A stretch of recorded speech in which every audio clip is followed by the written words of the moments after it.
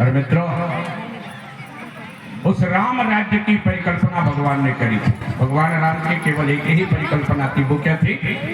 राम राज्य। और राम राज्य कब आएगा? जब हम राम के आदर्शों को अपने जीवन में आत्मसात करें। जब राम का आदर्श हमारे जीवन में आएगा, वो राम हमारी समझ में आएगा। वो राम के आदर्श, वो राम जिस दिन हमारी समझ में आ जाएगा, उसी दिन राम राज्य की परिकल्पना क्या हो जाएगी? इस धरती पर अवतरित होती हुई चली जाएगी। और इसी राम राज्य की परिकल्पना को लेकर के परम पूज्य गुरुदेव ने, वेद मूर्ति तपोनिष्ठ पंडित श्री राम शर्मा आचार्य जी ने 2 सूत्रों को उठा करके हमको और आपको दिया। 2 सूत्र कौन से? सद्बुद्धि और सत्कर्म। सद्बुद्धि और सत्कर्म, गायत्री रूपी सद्बुद्धि और यज्ञ रूपी सत्कर्म। अच्छा, ईमानदारी से बताइए कि अगर ये सद्बुद्धि, ये सत्कर्म पूरी दुनिया में आ जाए तो राम राज्य स्थापित होगा कि नहीं होगा? होगा ना। इससे कम में अगर दुर्बुद्धि है मित्रों, ये दुर्बुद्धि की परिलक्षण आज जो है दिखावा, प्रदर्शन। आज हमारे पास जो है बुद्धि की कमी नहीं है। बुद्धि तो इतनी है कि जिसकी कोई सीमा नहीं। हम मंगल ग्रह पे पहुंच गए, हम चंद्रमा पर पहुंच गए, हम सूर्य की ध्वनियों को क्या करने लगे? रिकॉर्डिंग करने लगे। हमने अपनी बुद्धि इतनी लगाई कि हमने सारे अग्नेयास्त्र, प्रक्षेपास्त्र, ब्रह्मास्त्र, न जाने क्या क्या बनाते हुए और दिखावा भी उतनी आया। एक भाई है एमपी में बैतूल के, उन्होंने क्या करा? अपनी बेटी के लिए मंगल ग्रह पे प्लाट खरीद के उसको गिफ्ट किया। अभी से सद्बुद्धि कहेंगे, भैया मंगल ग्रह पे तुमने प्लाट खरीदा, वो है कहाँ, कितने में खरीदा? तो उसके कोई वो आई थी गणना कि $10,000 में उसने 60 बाई 60 का प्लाट खरीद करके अपनी बिटिया को गिफ्ट किया। केवल प्रसन्न हो जा सकता है कि रहा भी जा सकता है, रहा नहीं जा सकता। लेकिन वही एक भाई को सद्बुद्धि है, उसके पास भी पैसे की कोई कमी नहीं है। सूरत का वो व्यापारी है, गायत्री का साधक था, खरबों खरब रुपए थे उसका भी मन था। उसकी एकमात्र अकेली बिटिया थी और उसका भी टारगेट था कि मुझे अपनी बिटिया की शादी में हजारों करोड़ रुपए खर्च करना है। कितने? हजारों करोड़ रुपए खर्च करना। लेकिन कैसे करूं? मुझे अनावश्यक खर्च नहीं करना। तो उसने क्षेत्र से उन गरीब कन्याओं को खोजना शुरू किया कि जिसके माता पिता अपनी बेटी की शादी न कर सकते। ऐसी 1007 बेटियों को खोजता है और 1008वीं की जगह अपनी बिटिया को बैठाता है और जो चीज अपनी बिटिया को देता है वो सारी की सारी चीजें अपनी और 1007 बेटियों को भी देता है। इसका नाम है सद्बुद्धि। धन है हमारे पास, भगवान ने दिया, लेकिन वो सद्बुद्धि से सत्कर्म में लग जाए। और इतना ही नहीं किया कि उसने अपनी बेटी को केवल उन 1007 बेटियों का विवाह संस्कार कराया, उसमें से उसने सबको अपना दामाद माना। जो जिस लायक पढ़े लिखे थे उसको उसी लायक अपनी फैक्ट्रियों में नौकरी दे दी। इतना ही नहीं, अपने हर त्योहार पे उन बेटियों को वो अपनी बेटी के समान बुलाता है, उतना ही सम्मान। मित्रों, जब इस प्रकार के क्रम प्रारंभ हो गए, ये परम पूज्य गुरुदेव की वेदना। परम पूज्य गुरुदेव चाहते थे कि हमारे धन का सदुपयोग हो, लेकिन दुर्भाग्य है कि हम तो गायत्री से दूर जाते चले जा रहे हैं। क्योंकि जो गायत्री सद्बुद्धि की देवी थी, उस सद्बुद्धि को हम अपने जीवन में आत्मसात करने को ही तैयार। क्योंकि गायत्री है क्या? यदि गायत्री को हम समझने का प्रयास करें तो गायत्री है अनुशासन। गायत्री किसी को अपना इष्ट बदलने के लिए नहीं कहती कि साहब आप गायत्री मंत्र जपोगे तो आपको अपना इष्ट बदलना नहीं पड़ेगा। आप जिस इष्ट को मानते हो उसी इष्ट के साथ गायत्री को जोड़ दीजिए, वो गायत्री कृपा करती हुई चली जाएगी। क्योंकि गायत्री को अनुशासन कहा, और यही कारण है कि जितने देवता उतनी गायत्री। राम है तो राम गायत्री, कृष्ण है तो कृष्ण गायत्री, शिव है तो शिव गायत्री, रुद्र है तो रुद्र गायत्री, हनुमान है तो हनुमान गायत्री, लक्ष्मी है तो लक्ष्मी गायत्री, सीता है तो सीता। जितने देवता उतनी। मित्रों, जब ये अनुशासन हमारे जीवन में आता है और यदि हम इसे समझने का प्रयास करें, गायत्री को एक शब्द में यदि समझे तो गायत्री का तात्पर्य क्या है? के ई वाय की यानी, बोलो ना, मैं जरा पढ़ा लिखा कमजोर हूं ना, यानी गायत्री वो चाबी है, गायत्री वो मास्टर की है जिससे संसार के सारे खजाने खुल जाते। आप अपने इष्ट के साथ गायत्री को जोड़िए, आप देखते ही देखते आपका इष्ट तुरंत सिद्ध होना प्रारंभ। आप देखते ही देखते उस इष्ट के अनुशासन को आप अपने जीवन में उतारते हैं। भाइयों बहनों, इस संसार की सारी व्यथाओं को यदि मिटाना है तो हमें गायत्री रूपी की को अपने जीवन में आत्मसात करना होगा। और जब ये की आएगी तो फिर भगवान की मर्यादाएं हमारी समझ में आएगी। भगवान सिद्ध कब होता है? जब भगवान की मर्यादा हमारी समझ में आती है। भगवान सिद्ध कब होता है? जब भगवान के अनुशासन पर हम चलना प्रारंभ करते हैं। भगवान सिद्ध कब होता है? कि जब वो परमात्मा को हम अपने भीतर आत्मसात कर लेते हैं। भाइयों बहनों, अगर राम हमारी समझ में आए होते तो क्या होता? बोलिए ना, राम का आदर्श हमारे जीवन में आता कि नहीं आता? अभी हम किसको मानते हैं? हम राम को मानते हैं। मानते हो ना राम को? लेकिन इसको थोड़ा सा बदल दो, गायत्री इसके साथ जोड़ दो तो फिर क्या हो जाएगा? राम की। अभी हम किसको मानते हैं? राम को। और फिर किसको मानेंगे? राम की। और जब राम की मानेंगे तो क्या होगा मित्रों? वो राम हमारे जीवन में फलीभूत होना प्रारंभ कर जाएगा। फिर राम की मर्यादा हमारे जीवन में समझ में आने लगेगी। वो राम की मर्यादा हमें पता जो है समझ में आएगी, और फिर राम जैसा जीवन हम जीना प्रारंभ करेंगे। तो राम जीता कैसा है? हम राम जी की तो जय बोलते हैं, लेकिन राम के जीवन को आत्मसात करते हैं क्या? तो राम जी कैसे जीते हैं? तो सुबह उठते ही वो क्या करते हैं? गोस्वामी जी लिखते हैं कि प्रातः काल उठे के रघुनाथा, और मात पिता गुरु नावै माता।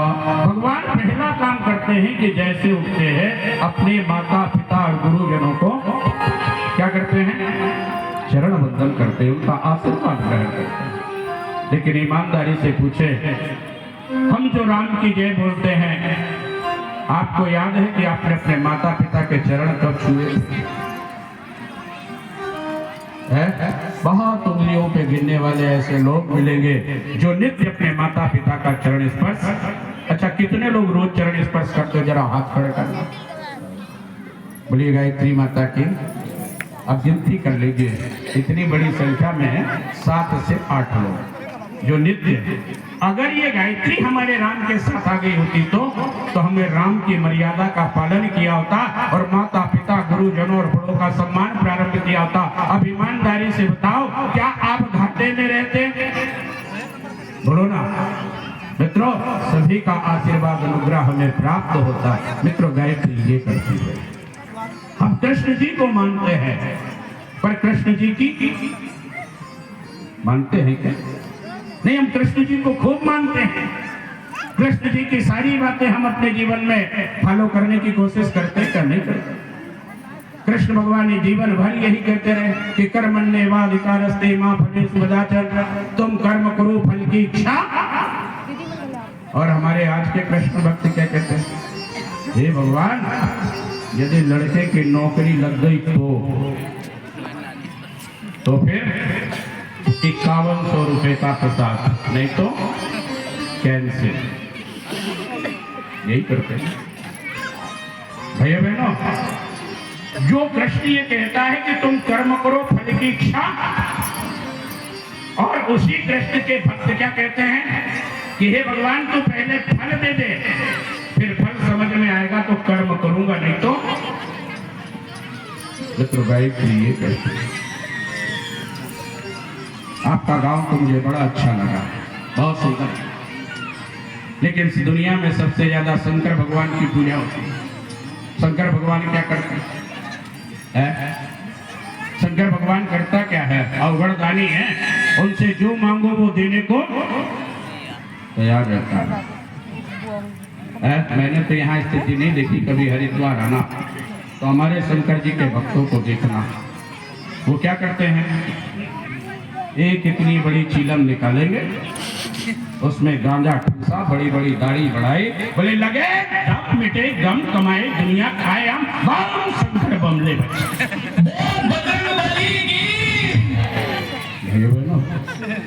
क्या यही शिव है? क्या यही शिव की पूजा है? तो कल्पना करो, जब गायत्री हमारी समझ से बाहर होती है तो क्या होता है मित्रों, हम इष्ट को भी अनिष्ट में बदलते हुए, और जब गायत्री हमारे जीवन में आती है तो अनिष्ट भी इष्ट में परिवर्तित होना प्रारंभ। अगर गायत्री समझ में आती तो भगवान का वो स्वरूप समझ में आया होता, क्योंकि भगवान ने किया क्या था? अरे जब समुद्र मंथन हुआ था, मंदराचल पर्वत को मथानी बनाई गई थी, वासुकी नाग को रस्सी बनाई गई थी, देवता और राक्षस दोनों मिलकर के मंथन शुरू किया और उसमें से हलाहल विष का प्याला निकला। सारे देवता भाग गए, सारे राक्षस भाग गए, तब एक अदना सा देवता आगे बढ़कर चला गया। लोगों ने कहा कहाँ जा रहा, मर जाएगा, उन्हें किसी की नहीं सुनी और आगे बढ़ा और हलाहल विष का प्याला उठाया और भाइयों बहनों, जो देवता अमृत पीकर अमर ना हो सके वो जहर पी करके भी मृत्युंजय बनते हैं। ये बात जब गायत्री हमारी समझ में आती है तो ये बात हमारी समझ में आती है। परम पूज्य गुरुदेव ने इस गायत्री और यज्ञ को हमें इसलिए दिया। भाइयों बहनों, आज हमने भगवान को ही क्या करना प्रारंभ कर दिया, बदनाम करना प्रारंभ किया। बोले काली को तो क्या करती है, करता है। हाँ भैया कह रहे हो, अगर कोई देवी देवता अपने ही बेटे की बलि लेता है, अपने ही बेटे की हत्या करता है, तो क्या वो देवता है? और काली के कभी स्वरूप को देखा? कैसा है काली का स्वरूप? उसने एक हाथ की जबान बाहर कर दिया, गले में मुंडों की माला धारण किए हुए, एक हाथ में मुंडी है और एक हाथ में खड़ग है। गौर से चित्र के चरित्र को समझने का प्रयास करें। वो काली चीख चीख करके कह रही है कि देख लो हत्यारो, न मैंने कुछ खाया है न पिया है, और अगर मुझे बदनाम करना बंद नहीं किया तो अगली मुंडी तुम्हारी होगी। मित्रों, मैं आपकी जिद्दा पकड़ लेता हूं, आप एक बूंद पानी पी करके दिखाओ। वो काली हाथ भरती जबान दिखा रही है, क्यों? वो गायत्री हमारी समझ में। मित्रों, काली अनिष्ट के निवारण के लिए है, काली समष्टि के प्रगति के लिए। लेकिन दुर्भाग्य यह है कि हमने काली का चिंतन भी। मित्रों, जब गायत्री आती है तो बात समझ में आई, और ये जब की समझ में आती है तो हम दुनिया की दुनियादारी में भी वो की हमारे जीवन में आत्मसात होती है, और फिर दुनिया की कोई ताकत आपको प्रगति से रोक नहीं सकती। यदि आप व्यापार करते हो तो आपको क्या करना पड़ेगा? अपने व्यापार की नहीं साहब, हम व्यापार को बहुत मानते हैं, हम कभी छुट्टी नहीं रखते हैं, और करते क्या है, हम सुबह से जाके दुकान खोल देते हैं और फिर होटल में जाके चाय पीने चले जाते हैं। ऐसा करते हो क्या? ऐसा करते नहीं करते, क्यों? क्योंकि दुकान में हमको दुकान की मानना पड़ेगी, दुकान का अनुशासन मानना पड़ेगा, उसकी सफाई करना पड़ेगी, जो सामान नहीं है उसकी पूर्ति करना पड़ेगी। अगर की मानी तो दुकान चलेगी, और को माना तो नौकर के भरोसे छोड़ देना। आपका भी बंठा डार होगा और दुकान का भी। इस जीवन को यदि हम इसकी को यदि आत्मसात कर ले तो दुनिया के सारे झगड़े समाप्त होते हुए चले जाए, दुनिया के सारे कष्ट मिटते हुए चले जाए। अच्छा, इस दुनिया का सबसे फेमस झगड़ा कौन सा है? चलो, आज हमारी नई नई बेटियां बैठी हैं जो विवाह करके जो है गृह प्रवेश करेंगे। इस दुनिया का सबसे फेमस झगड़ा क्या है? क्यों साहब? विश्व प्रसिद्ध झगड़ा पता है? नहीं पता? हाँ, हमारे नर्मदा जी बता रहे हैं कि सास बहू का ये विश्व प्रसिद्ध है। और इसी झगड़े के कारण एक फैक्ट्री वाले ने तो क्या सोचा, बोले क्यों ना इसका फायदा उठाया जाए, तो उसने एक गरम मसाला बनाया, सास बहू का झगड़ा मिटाने वाला गरम मसाला। मुझे नहीं पता झगड़ा मिटा कि नहीं मिटा, उसका गरम मसाला को पिटा। लेकिन झगड़े का कारण क्या है? मित्रों, आप दीप यज्ञ में आए हो ना, अपने जीवन को शानदार और सफल बना करके जाना है, इसकी को लेकर के जाना, इसकी को आत्मसात करके जाना, क्योंकि झगड़े का कारण है को और निवारण है की। बात समझ में आई? तो थोड़ा ऊपर जा रही है, चलो और हल्का हो। हमने आपने कहा दुनिया का सबसे फेमस झगड़ा सास बहू का झगड़ा होता क्यों? क्योंकि सास बहू को तो मानती है पर बहू की, बोलो ना जोर से, इसीलिए झगड़ा होता ना। बहू सास को मानती है पर बहू सास की, इसीलिए तो झगड़ा होता। अगर को छोड़ के की पे आ जाए तो देवरानी जेठानी को मानती है पर देवरानी जेठानी की नहीं मानती, बोले चलो। ननंद भौजाई को मानती है पर ननंद भौजाई की, भाई लोग बड़े प्रसन्न हो रहे, महाराज बहुत अच्छा है। चलो भाइयों की ओर मुखा। बेटा बाप को मानता है लेकिन बाप की, इसीलिए तो घर टूट रहे हैं, इसीलिए घर टूट रहे हैं ना। भाई भाई को मानता है लेकिन भाई भाई की नहीं मानता, इसीलिए तो झगड़ा हो रहा। पड़ोसी पड़ोसी को मानता है लेकिन पड़ोसी पड़ोसी की नहीं मानता है, यही झगड़े का कारण है ना। मित्रों, एक सज्जन आए थे, बड़े बुजुर्ग थे, यही कोई उनकी 70-75 साल की उम्र रही होगी। हम शक्तिपीठ पे रहा करते, आकर के कहने लगे, पंडित जी आज मेरी रामायण के जो है खंडित हो गई। हमने सोचा शायद रामायण का कोई पन्ना वन्ना फट गया होगा। हमने कहा बाबूजी चिंता मत करो, नई रामायण आपको हम दिलवा देंगे। नहीं पंडित जी आपने मेरी बात नहीं समझी। अच्छा तो आपकी बात समझा दो, हमारी समझ में नहीं आई। पंडित जी जब मैं 15 साल का था तब से रोज रामायण पढ़ता हूँ। कितने साल हो गए? 75 साल के। लेकिन आज मैं रामायण नहीं पढ़ पाया, आज मेरी रामायण खंडित हो गई। क्यों दादा? ऐसा कौन सा पहाड़ टूट पड़ा कि 60 सालों से लगातार रामायण पढ़ रहे हो, लेकिन आज ऐसा कौन सा पहाड़ टूटा कि आपको रामायण आज आपकी खंडित हो गई? बोले पंडित जी क्या बताऊं, मेरा एक भाई है जिसकी कोई संतान नहीं थी। मेरे बेटे ने उससे कहा, अरे ताऊ जी तुमको मरना तो है, मरने के पहले ये जमीन जायदाद हमारे नाम करो, क्योंकि मरोगे तो जलाएंगे तो हम ही। उसने कहा मैं तुम्हें क्यों दे दूं? बस इसी पे वादा विवाद हुआ और मारा पीटी हो गई, लड़कों ने मारा तो मैं भी गया तो 4 डंडे मैंने भी भाई को। भाइयों बहनों कल्पना करो कि 60 साल से रामायण पढ़ने वाला वो कह रहा है कि मेरी रामायण खंडित हो गई। और क्यों खंडित हुई? क्योंकि मैंने भाई को मारा और भाई के कारण मुझे कहाँ जाना पड़ा? कोर्ट जाना पड़ा, और कोर्ट में जाने के कारण मैं रामायण नहीं पढ़ पाया। हमने उनसे हाथ जोड़ करके कहा दादाजी आपकी रामायण खंडित तो नहीं हुई है। अरे आपकी रामायण तो शुरू ही नहीं हुई है। खंडित होना तो दूर की बात करो। बोले पंडित जी क्या बात कर रहे हो, 60 साल से रामायण पढ़ रहा हूं। अरे आप पढ़ रहे होंगे, अगर आपने रामायण को, रामचरितमानस को पढ़ा होता तो राम और भरत का प्यार दिखाई होता, जिसने पूरी अयोध्या को फुटबॉल बना करके रख दिया। राम कहते भैया भरत, ये पिताजी ने तुम्हें दिया, इसे तुम संभालो। और उधर से भरत फिर कहते नहीं भैया, आप परिवार के बड़े हो, मैं इस राज्य को नहीं संभालूंगा। राम फिर कहते नहीं भैया, मुझे तो पिताजी ने वन का राज्य दिया है, इसलिए मैं वन में राज्य करूंगा, तुम अयोध्या में राज्य करो। मित्रों, अगर ये गायत्री समझ में आई होती तो हमने रामायण को नहीं, हमने रामायण की